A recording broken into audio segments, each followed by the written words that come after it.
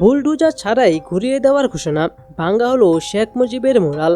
বঙ্গবন্ধু শেখ মুজিবুর রহমানের ধানমন্ডি 32 নম্বরে বাড়িতে ঢুকে বুলডোজার দিয়ে বাড়িটি ভাঙ্গার কথা থাকলেও তার আগেই ঢুকে পড়েছে ছাত্র জনতা।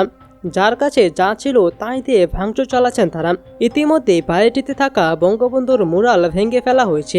বুলডোজার না আসলেও ভেঙে ফেলার ঘোষণা দিয়েছেন তারা।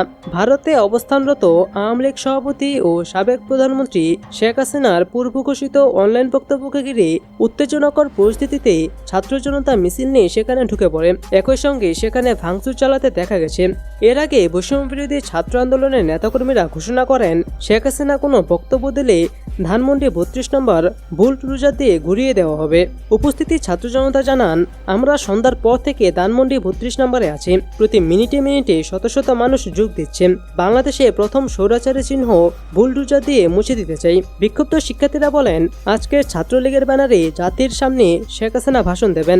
আমাদের ভাইদের গুলি করে দেশ থেকে তিনি পালিয়েছেন। তিনি কি করে আবার কর্মসূচি ঘোষণা করেন? আমরা এই দেশের বঙ্গবন্ধু ও শেখ হাসিনার কোনো অস্তিত্ব রাখব না। এর আগে ধানমন্ডি 32 নম্বর অভিমুখে মিছিল কর্মসূচিকে সমর্থন দিয়ে অনেকে ফেসবুকে স্ট্যাটাস দেন। কেউ লিখেছেন, থাকবে না ফেসিবাদের আতরগুরু ধানমন্ডি 32 নম্বর আর থাকবে না। এছাড়া বুলডোজার মিছিলের একটা পোস্টার ছেয়ে গেছে সামাজিক যোগাযোগ মাধ্যমে।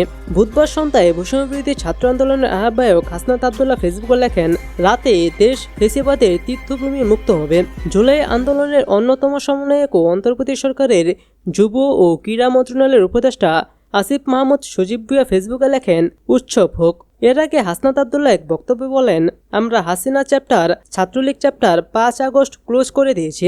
5 আগস্টের পর ফেসিবাদ বিরোধী যে দলগুলো আছে তাদের সঙ্গে আমাদের মতের পার্থক্য হবে, রাজনৈতিক মত পার্থক্য হবে, বিভাজন থাকবে, কিন্তু এক জায়গায় স্পষ্ট, হাসিনা ও ফেসিবাদের পুনর্বাসন কোনোভাবেই এই দেশে হতে দেওয়া যাবে না।